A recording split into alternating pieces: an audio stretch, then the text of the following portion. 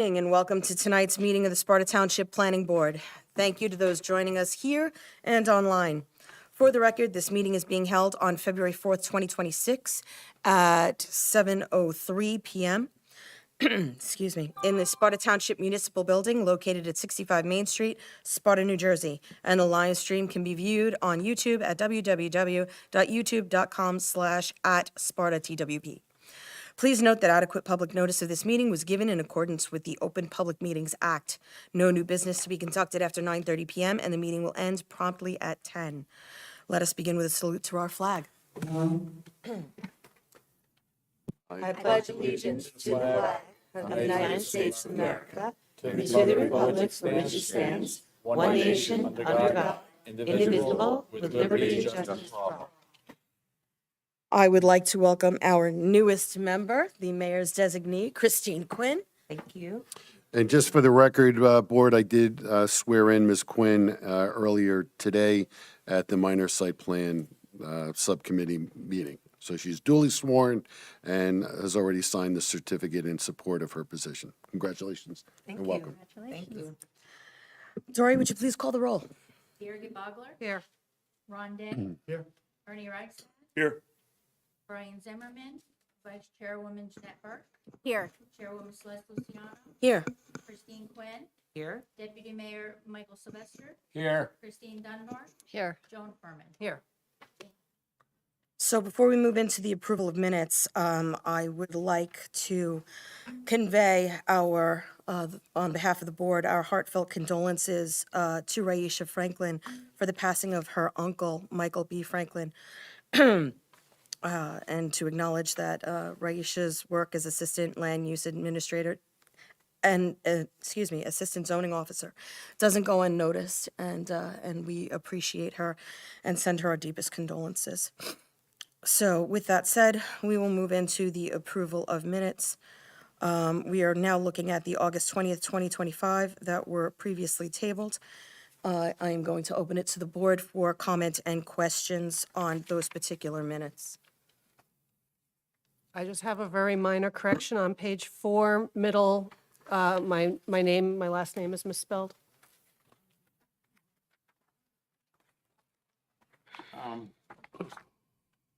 Just a comment. So I looked through it and I didn't see a lot of changes. Maybe there were and I just didn't pick them up. But it's still, I felt too much. There's, talking about how people are feeling, what their thoughts are. So I still have some concerns here. I will say in advance, the other two I thought were, the other two that I'm going to vote on tonight were done very nicely. I think that's a good model for what we should be striving for, so. Not in disagreement on any one particular point. The changes that were included were changes that were provided to us by Ms. Furman. So, Ms. Furman, do you want to?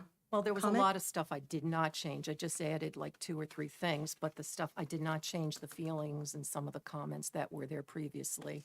I kind of ignored that just to add some additional things that I thought should be in there. So if you want to, I could go back and take a look at it again and go through the whole thing and take out that kind of stuff. Board, I don't think that's necessary. It's okay. I mean, as was mentioned, going forward, but they are the minutes. The transcript is what it is. So I think, in my opinion, you should approve the minutes. Anybody else have any comments and questions open for discussion? Okay. Seeing none, may I have a motion and a second to approve minutes of August 20th, 2025? I'll make a motion to approve. I'll second. Roll call, please. Jeanette Burke. Yes. Ernie Reichstad. Yes. Ron Day. No. Joan Furman. Yes. Birgit Bogler. Yes. Celeste Luciano. No.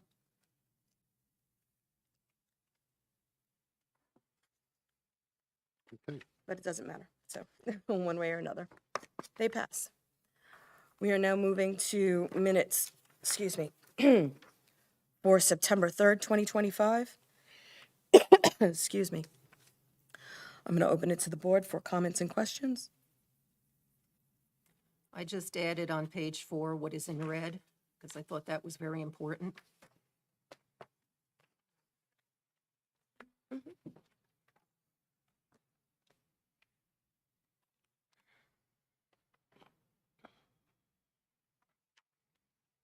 Any other comments, questions? So the purpose of all these comments are just to clear the record of what was previously said and discussed, or is it addition to? It's to certify and clarify what's in the minutes as, But it was previously stated. These minutes came out, and then last week I emailed Dory and I asked her to put this, For clarification right. purposes, but Right, but are we you haven't putting it voted in on 'em. because you forgot to say it at the? oh, no, no. oh, no, it was That- that. That was a that's- very that's important fine. point of So it's this. clarification. Okay, thank you. Yeah, it was one of our conditions. Thanks. Any other comments or questions? Okay, seeing none. Dory, would you call the roll, please? Oh, yeah. Oh, I'm sorry, motion is second. I apologize. I'll make the motion to approve the minutes I'll of s- September 3rd. I'll second. And just before we go on, I just got a comment from a member of the public saying, please speak into your mics because they can't hear us. We'll share. Of course. Thank you. Sharon is caring. Matt Burke, Yes. Ernie Reichstad, Yes. Joan Furman, Yes. Birgit Bogler, Yes. Celeste Luciano, Yes. and Christine Dunbar. Yes. Okay. Moving forward to, excuse me, moving forward to minutes from December 3rd, 2025. I'm opening up to the board for comments and questions.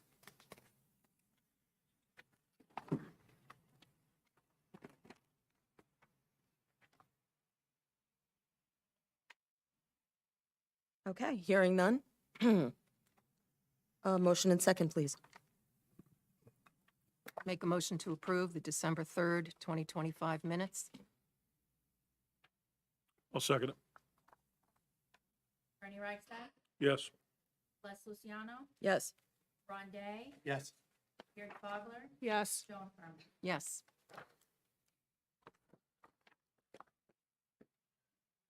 Moving forward to minutes for December 17th, 2025. Opening up to the board.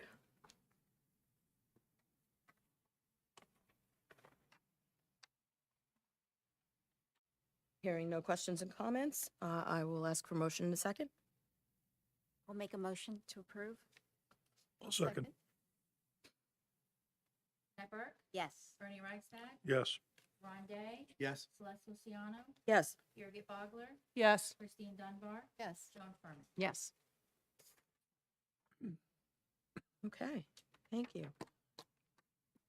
And Dory, just asking a quick question. So it's my understanding now that our meeting minutes are complete and up to date through the end of 2025. Is that correct? Correct. Okay. So that has been a feat. That's been something that has been ongoing, and I appreciate everybody who has worked very vigilantly to get that completed. Okay, we are going to move to other board business. I'm going to open it up to our attorney first.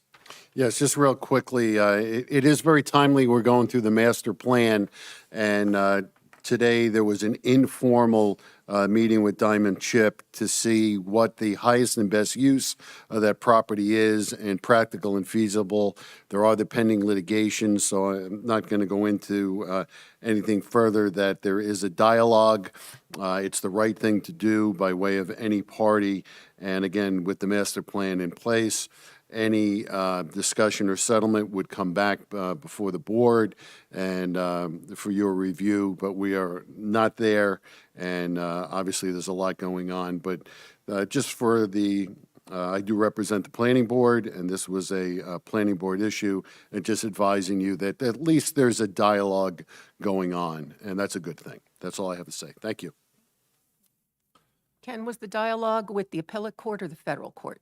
It was a global, I am empowered with the appellate state matter, so I can't speak to the federal, but it's clear that we're looking for a global Okay, conclusion. good. Thank you. Okay, I'll open it up to the board for any other issues for other board business. Just one quick thing from my part. So I'm happy to be here with everybody. I don't want to be back on the board and weigh anyone down. So at some point, maybe somebody could just spend a couple hours with me and bring me through what's going on with the master plan, just so that I can get a handle on Absolutely. what's going on. So Celeste, maybe we could spend a little time Will do. at some point. Okay, 100%. thank you. Okay. Any other business? I'd like to just mention something that's been on my mind for a while now.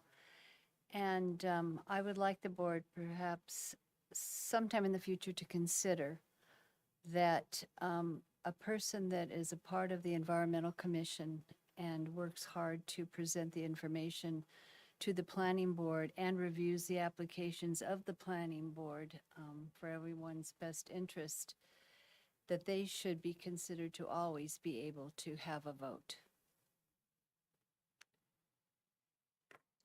I agree.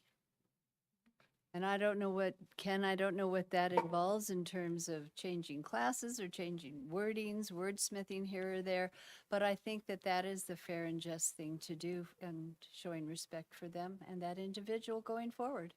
I would only say, since I've been here in March, you do an excellent job of advising us. So we are lucky to have you here. So whether or not that qualifies as the Class 2 member, I don't know, but we can look into that. Thank you. Thank you. It's just to piggyback on what Christine had said. We hear from the applicants, and they're supposed to give us an environmental assessment, a traffic study, community impact study, and that all becomes part of the conditions in the resolution that has been looked at.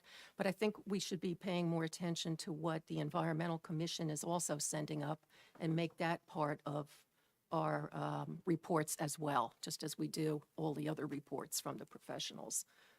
Because I know you spend time reviewing it and then bring it to us, and I think it should be incorporated into the process at some point. Well, what I'm seeing and Need what I'm microphone. hearing, from the residents in Sparta is that they do want us to take care of our natural resources and keep our community rural. And we can only do that if we understand how we use our resources. And that goes into also the master plan, because you have to have an ERI and you have to know your resources before you can form a strategy to go on and have a plan for our town. It's one of the main reasons why when I put together, or actually when Ron and I put together the master plan subcommittee, that we wanted to ensure the fact that we had liaisons from varying boards. We made sure that we had a liaison from the zoning board, a liaison from the environmental commission, so that good information could filter through, and then they could take what was going on at the subcommittee level back to each of those respective boards, and you guys could So discuss it. I have a question. I love the work that the Environmental Commission does. Was it an advisory committee, or does it have more than that authority to the It's my planning board? understanding it's an advisory committee, but that's a council question, I think. So we would, if they would, so in theory, they would meet, they would give us recommendations, advise us on future actions that we should consider, whether it's in regards to, should they be in the application process then, or where's the authority lines on the information that they're providing to us for consideration? I'm just trying to get clarification on it. So in my experience in the past, okay, not trying to throw around, I'm just trying to share, reflect backwards and share. So what used to happen was for every application that we got, we would get a one-page, just like we do from the police department, not a booklet or anything like that, but like a one-page, you'll remember, Dave, as well, where the Environmental Commission would bring any, if they had questions, if they had concerns, and it was on one page, just like the police report was on one page, to say, we think this is good, or, it's good, however, we have these concerns that should be considered. And so that was always in the packet. So I don't know if you guys are still getting those? Okay, so are you looking for more than that? Or I think I know what you're saying, because if the environmental representative is put on as an alternate, they don't always get a vote. So I think what you're saying, if I'm hearing you properly, is to safeguard the position to make sure it always has a vote, rather than taking the chance that it's going to be put on as a alternate that may not have a vote, correct? Yes. Okay. Ooh, well, thank you for that clarification. At least you are providing advisory and suggestions and/or you're included in the application process. Yeah, we did get So the that's one. how I was interpreting that, but I think that was clarified. Well, what I was getting at is they do the one-page summary, but when we do our resolutions and other conditions, it says subject to the review by our planning professional, subject to the review of our engineering professional. And I just thought maybe we could incorporate in there also subject to the recommendations of the Environmental Commission. The problem, I think, with that, Joan, I don't mean to overstep. I don't want to be the new person that doesn't stop talking. No, it's good But to have the- these I think the conversations here. Yeah, I think the issue with that is that our professionals can bring up things that can stop an application in its tracks. And they've got the professional background, like Dave and our legal fees, our legal staff and whatever, to bring up different kinds of things that legally, according to our ordinances, according to different things, can shut something down or stop something or prevent something or whatever. Environmental, again, is advisory. So yes, it's very important. And I don't think there's anything to say, in the checklist, check mark, environmental concerns have been, maybe you can't address all of them, but you can make sure that they are heard, and the ones that can be addressed can. But I think it's in a little bit of a different space than the professional reporting, only in that, again, the environmental, while everyone is very knowledgeable, the professionals have the certificates up on the wall that, can give us reports that can actually stop things. So that's the only thing I would say there, but I don't think there's anything wrong with putting it on the checkbox to say Yeah, we've then I guess we reviewed can it. just add it to our conditions Yeah. if we feel appropriate. I Okay. would say there, when we're talking about the Environmental Commission, it's the same as we ask of the police department, of the fire department, or any other, part of the town that we're asking for comment from. But we can't bring them all in to have a vote, so but we have to make sure that the concerns are heard and part of the record and weighed in on. And then we as a group have to assess all those. Yeah, and we seriously consider them. Yes. From whatever advisory group that presents to us, we express our concerns and try to get those answers and those issues resolved. So it has a significant role in our application process. I also think that historically, this board has done a decent job, Christine, correct me if I'm wrong, of ensuring the fact that there are certain environmental concerns that are brought forward that are included in the resolution. And once they're included in the resolution, that really kind of makes sure that those boxes are checked, because now we're addressing those issues and we're giving our professionals now the power to enforce, those needs.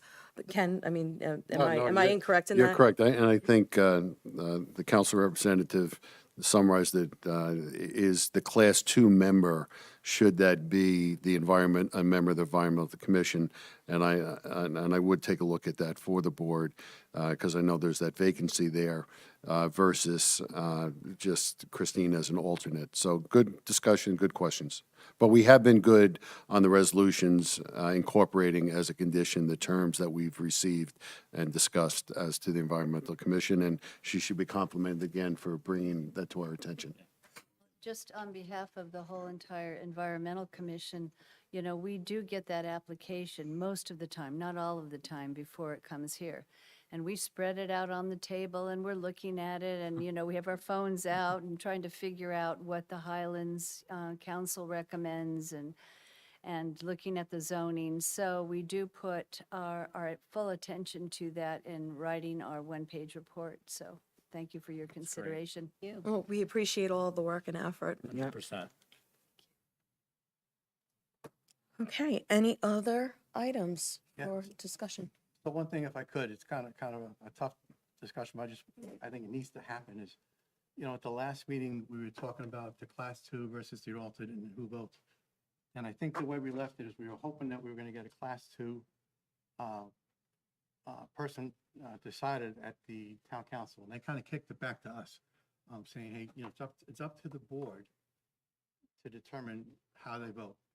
So I think we got to get that laying flat before we have an applicant in front of us. I think it's an important discussion to have and see if we can get it resolved. It doesn't have to be tonight, but I think certainly before we have an applicant, we should know what the con-offs are going to be in terms of how we're going to vote. Well, that kind of means a good discussion tonight. Yeah, and I think we're fortunate that Mike Sylvester is here. We're having that conversation. Is the Class 2 member an Environmental Commission member? Is the Class 2 member an employee? You know, if there's that position, there has been a determination that if it's an administrative function, it's not a municipal land use. And what I mean by that, you're making a decision on chair and those issues that the ordinance says the Sparta Planning Board is 9 members. So in that case, there were 9 votes, whether it was an alternate or not. Now the question becomes if someone's, especially if you vote against an application and someone challenges it saying that I didn't get the opportunity of that additional vote, or I got the alternate who shouldn't vote. So very interesting issues. If it was a law school exam, it would definitely be one that has different paths. So, Mr. Sylvester, good luck. Thanks.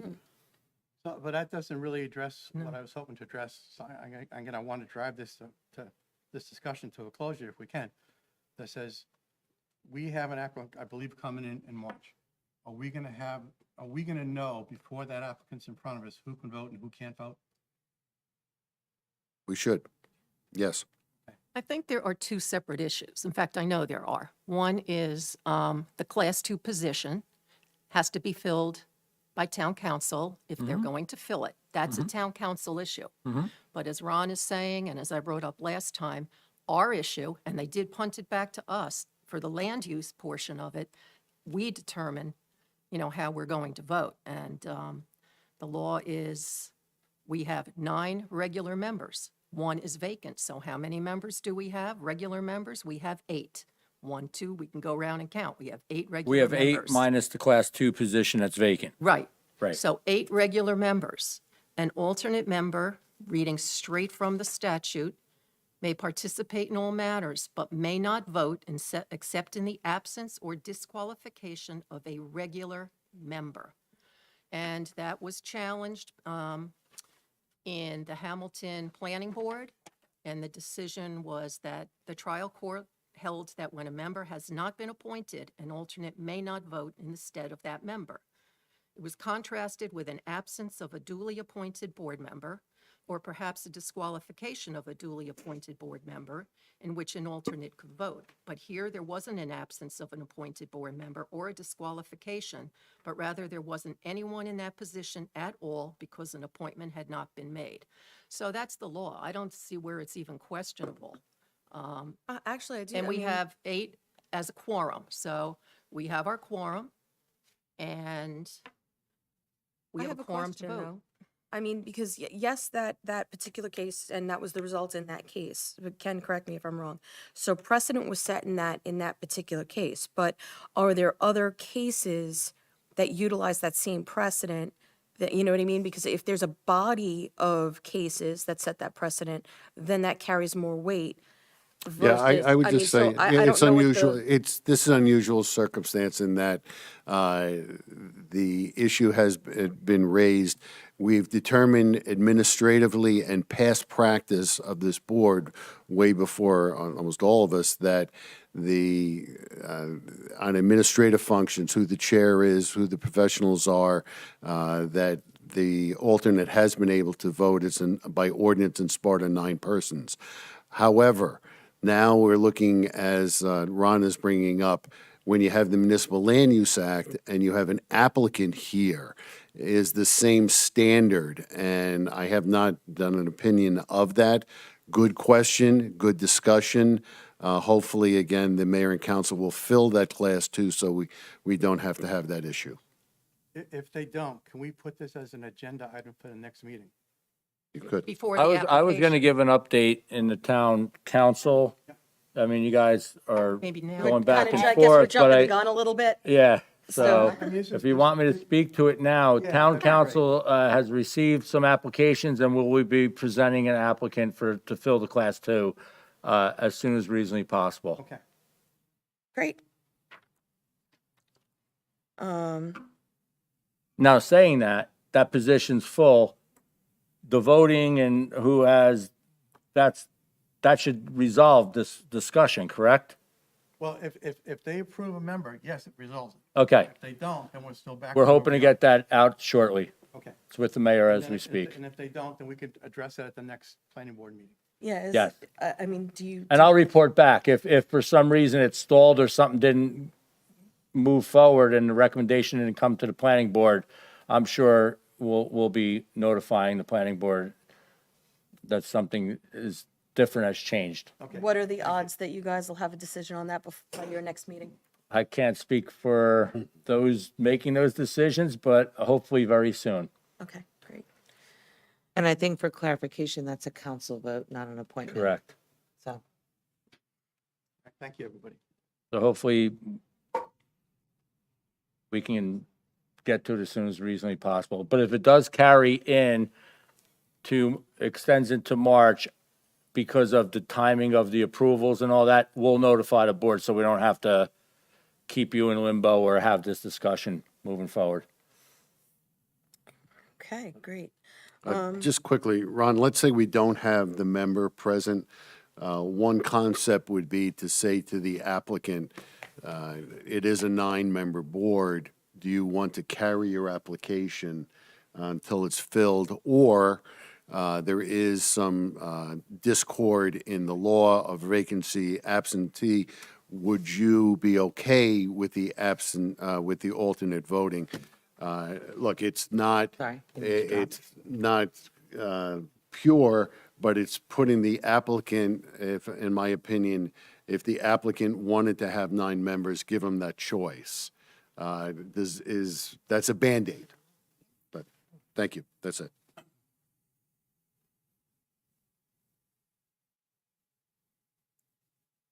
Yeah, I definitely think that that would be worth it, only because, I mean, an 8-member board, there's a possibility for, Yeah, I think we're going to be in good shape. Stay tuned. Okay. great. Okay, so continuing with other board business. Anyone else? Just wanted to ask maybe Ron or someone here, if you had the idea at our last meeting that you would have applicants for minor site plan come in before the executive, or before our regular meeting at 6 o'clock or 6:30 from time to time. Is that still on the table? I will give an update as soon as I get to that subcommittee section under the sorry. update. Let's take the agenda in the back. Okay, so we're gonna move forward to updates, and we're going to move into town council, seeing as though that's well, probably I- 3/4 of your update. You all stole my thunder, so that was what I had to report, and there's really no other additional reports to provide at this time. But I Okay. will be diligently following up on this Class 2 position. Great. Thank you. So we will move forward to environmental. I think last time I updated you on the winter salt contamination concern that we had, and then we were doing monitoring on that. in our 5 watersheds, and also mentioned that we're going to have an Earth Day cleanup and fair afterwards on the front here. And also, I think that I mentioned that we did do a review of the zoning board application 16-25, 29 Main Street, which you should be receiving a report on eventually. So I'll move on to sort of new stuff. We got correspondence from the DEP, a notice of e-cigarette and vape pen management and disposal. And what the concern is that these products, they have chemicals in them that are dangerous for the environment. Just to mention a couple, the nicotine and the chromium, they leach into the environment. The pods and pens, they do not break down, and the lithium ion batteries can ignite in the trash, and so there's a disposal issue here, with them. They classify them as hazardous household waste. So we got this advisement to never throw them in the trash bins, and the e-liquids or pods should be stored in a clear plastic bag because they're liquids. And whenever the county has a household hazardous waste event, that would be a good time to bring these items over there. And so when we were talking about this, we had a few suggestions. One is that we could post this flyer, informational flyer from the DEP on the Sparta website. We also could send it to the business committee for their thoughts. And I'll get back to that in a minute. And also to the school board to make the health teachers more aware of this, and just to include it in general awareness among the parents and everything. With the business committee, we were saying that when somebody goes in to buy this product, they often buy it, but they're not aware of the consequences of what they do with it afterwards. So would it be appropriate for businesses that sell the products to have a sign, just like when you remember the cigarette packages came out? Well, I do, years ago, the Attorney General, just so that people know that these are hazardous substances, they should be disposed of properly. But then the question is, where would you direct them? Well, my only answer at this point would be that you would take them over to the landfill area, and they would be able to perhaps have a dispenser there. But I don't know this for sure. I know the lithium component, they do, because I take lithium batteries over there to be recycled. Christine, to your point, for medicines, we started the drop boxes, and now all the pharmacies advertise it as well. Any pharmacy you go to tells you where the local drop box is. Some of them have them themselves, but all of them directly to the local police department and everything. So kind of the same idea. From the point of sale, they're telling you this: if you have any left over, this is why you get rid of them. Don't throw them in the trash. So I think that. So how do we go about making that a possibility for Sparta residents? Do we? Well, the notification, if I recall, said there was designated disposal facilities identified. I saw the notification. I mean, this is a public community outreach, public awareness statement, right? So we got to get the information out to the public, and everything you suggested, I agree with. I mean, I think it's just about getting the awareness out. We should look into where they should be disposed of, or who does the disposal. They just don't want people throwing these things in the trash, and it's no different than the pharmaceuticals. Don't flush it down the toilet, right? Bring it to a disposal facility, but it's about getting the awareness out. Once we know where the list of locations is, can we put that out on the RAV? 100%. I thought it was good. I mean, I just saw it. It's kind of coming from. It was just released. So it's a matter of us getting the awareness out to the community. Don't they sell those things at like 7-Eleven and stuff like that Yeah, too? and I agree, I like, mean, they're those signs could be anywhere. up there. Well, I'm wondering if there's gonna be a push because the bigger retail, so the smaller. I mean, my understanding was at one point, I mean, like I know we've had a lot of discussion about smoke shops around here lately, but, you know, I don't have a problem with asking them, but it can't be some big, huge, ridiculous, crazy thing either. Like, I think it should be something that could go, you know, small or something, but I'm wondering if there's going to be some kind of legislation coming down to places like, for example, 7-Eleven, Wawa, Quick Check, that you they're know, mandated to that's post. mandated for them to do something that we don't have to take that action because the bigger thing is where they're selling it, I would think would be huge. I mean, I would Yes, guarantee, yes, and- you know, I know people that use those things and I mean, I didn't ever look or ask, but I'm thinking in my head, they're so small that people are just probably not knowingly, honestly. But you can also use the township rave system, you know, and send out a bulletin, just like you do if you're not getting garbage or you're not getting whatever. To say, hey, there's a warning, because those things, those batteries catch on fire, and it's a thing. So maybe you could talk to council, and maybe council could talk to Jim Zepp and get a smaller version of that public service announcement out through the rave system that goes out to every member of the township as a text message, in addition to trying to figure out if there's going to be some mandate from the state to the bigger stores. Well, check, we gotta follow up on it. It's so new, we're reviewing it It is at new. council level, but, I mean, it's really to get the information out to the public. One other suggestion, but it would only be periodic, is when you have the shredding, which is, I think, twice a year. And if you're having that in the parking lot, you can also have another station for collecting these, collecting batteries, collecting pills, and kind of have it like as a one-day drop-off. But Yes, so that's one thing.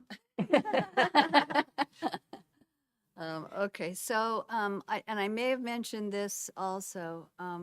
We got last year a Sustainable Jersey grant. And the EC works closely with the Trails Committee.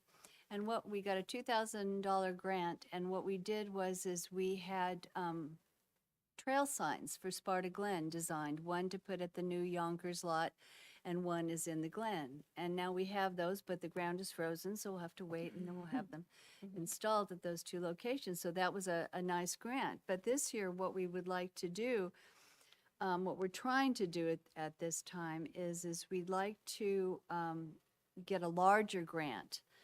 And this is for an environmental resource inventory. And it would be a $10,000 grant, and we would be, this would pay for assistance and also for Sparta staff time if they needed to help and get information. Now, this is important because it's usually found as an appendix in master plans. It's one of the references that is in a master plan. Because you're building a strategy, right? And it's based on objective, factual data about your environment there, that it can sustain it. So we're hoping that we'll be able to meet that deadline. It's very foundational and a great tool for land use planning. I would check also because I think something very similar to that was already paid for and done for all the outside and recreational and whatnot. Maybe pieces of that Christine, overlap. Well, it might, can you use the mic? I'm sorry. Sorry. Thank you. I'm trying to sit back so everybody could see and throw my voice this way. You know, maybe pieces of that are involved in the report that was put together. the open space and recreation plan, yes. So what we hope to do is engage the land use, New Jersey Land Use Conservancy, once again, because they're the ones that put together the recreation and open space plan, and they're familiar with our area, but I don't know whether they do the ERIs. Yeah, so When's the subscription period and the deadline for that? for the ERI, Yeah, to submit the for that grant? Yeah. That's right. February 13th. Wow. Yeah, it's, Do you guys still have a relationship with Millennium, with the grant writers? So maybe someone should talk to them. Are you doing that through your Well, commission or are we're, you doing it? through the commission, we're trying, I think the person that was managing our Sustainable New Jersey grant, for some reason, changed. And so we're trying to find out information to close our old grant, because our old grant with the signs has not been officially closed, and we can't apply for the new grant until that old grant is, All right. put I away. could follow up on that. Thank you. All right. Okay, anything Thank you. else? Thank you, Christine. Actually, okay, so now actually I'm gonna have to learn how to discern between Chris Quinn and Chris Dunbar. I can't call you both Chris. Call me Quinn. Just call me Quinn. That solves it. There you go. Okay, moving on to the updates for subcommittees. So I am going to start with the Master Plan Subcommittee. Master Plan Subcommittee is intending to have their first meeting of the year on February 10th. Excuse me, it's Tuesday. There we are going to discuss on a high level our overarching goals and objectives for the plan. We are going to get an update from our planner, Lindsay, on the progress of each of the respective components that are being worked on, with a little bit of focus on the circulation element, because we are hoping and anticipating that Brian Nzindola will be capable of presenting the circulation element on the 18th, at our meeting on the 18th. That having been said, that's all of the update I have for that at the moment. Moving on to Minor Site Plan Subcommittee. Minor Site Plan Subcommittee met for its first meeting this evening prior to this planning board meeting in this room. We heard our first three applications, that is SP 2601 through SP 2603. We have the pleasure of saying that we approved all three of those applications. Excuse me, one was for signage and two were for new tenancy. One including also signage for that new tenancy. We welcome those individuals, the new tenants, to the spaces that they're occupying, and we look forward to having aesthetically pleasing signage in our town center. Beyond that, moving forward, we will continue, evolving our process for minor site plan, seeing as though this was our first go around. I think it was a good session. We had the benefit of Ken having sat in on our inaugural session. He decided to help us pro bono, to make sure that we were kind of up to speed on where we needed to go. I think we were all in agreement that it went reasonably well, and look forward to moving through this process and fine tuning it as we move forward. Also putting officially on the record that even though I had stated last meeting that Mike Sylvester would have been a member of the minor site plan subcommittee until such time as the mayor, excuse me, I apologize for my voice, I am losing it intermittently, that until such time as the mayor appointed his designee, I want to say that Chris Quinn officially sat in on those meetings, on today's meeting, in that capacity. So that is the only update I currently have for minor site plan subcommittee. Yeah, I think that's everything that I had on my agenda. Oh, actually, I do want to put something else out there. Last meeting, Robert Otto was here and gave us a summary of the 2025 year. I know Michael had reached out to him to get a copy of that summary. I also reached out to him today to get a copy of that summary. We have yet to receive it. As soon as we receive it, we'll forward it to the members of the board so that they have it for their records and their reference. And the minutes? The minutes? Yes, and the minutes as well. No, so the minutes for the year? We had never approved, I sent you an email on this, we had never approved October, November, or December of 2025. I'll talk to you So- about it. Yeah, let's discuss that. I apologize. I hadn't really I know. checked emails after like 4 o'clock today. It's been a day. Okay, so actually then, that having been said, we'll make sure that we get those on the next agenda. Okay, that is all of my information for subcommittees. That said, we will move into the open to the public. Before we do portion. that, I'm just, it took me a little while, but I'm thinking about what, Ken had said, and addressing the voting of the alternate member. It's one thing to ask the applicant, but if you recall with one of the prior applications in 2024, we were challenged by a member of the public. So it's one thing to ask the applicant, but it still leaves the door open for a challenge from the public. And I think unless, I know Celeste, you said, what other law is out there?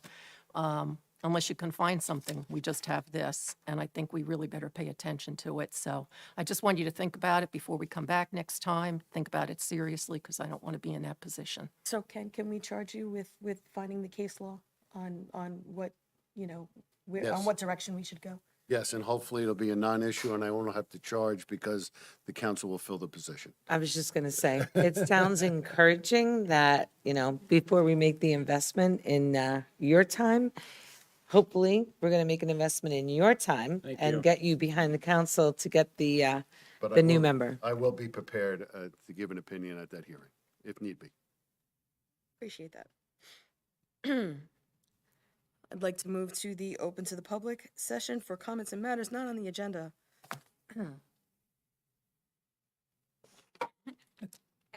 Jenny? No? Okay. Hearing none. We do have on the, excuse me, on the agenda, an executive session relative to contract discussions with our professionals. Excuse me. Ken, if you wouldn't mind, in lieu of my voice, You need to take a recess, you all right? You need some water? I just need a sip of my tea. Gang, under the Open Public Meeting Act, you have the ability to go into closed session. Adequate notice was given of the request for closed session. There will be no determination that needs to be done, is my understanding. So when we come out of the closed session, there'll be no additional vote. This is just the discussion, and therefore, for the public, again, there'll be no determination after the discussion. There is a formal resolution that was prepared with regard to the Open Public Meeting Act, which is part of the record, and we have the ability to talk about contract discussion, attorney-client communication, litigation, and the like. So if someone moved to go into closed session, and second, we can proceed. I'll make the motion. I'll second. Roll call, please. Christine Quinn, Yes. Deputy Mayor Michael Sylvester, Yeah. Ron Day, Yes. Christine Dunbar, Yes. Joan Furman, Yes? Ernie Reichstad, Yes. Vice Chairwoman Jeanette Burke, Yes. Chairwoman Celeste Luciano. Yes. Jerry Fox. Yes. And again, for the public, when we come out of closed session, we'll just be moving to adjourn. There'll be no further action taken. Thank you.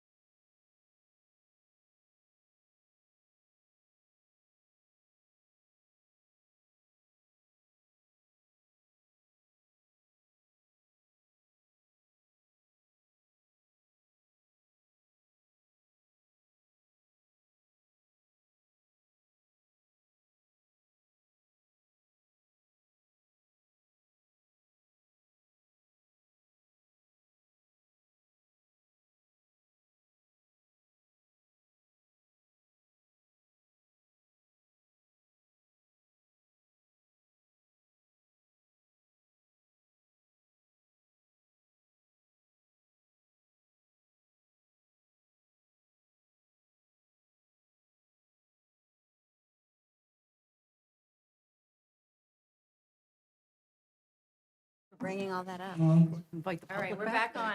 Okay, so we are back live out of executive. And may I have a motion and a second for adjournment? Motion to adjourn. Second. All in favor? Aye. All right. Thank you, everyone.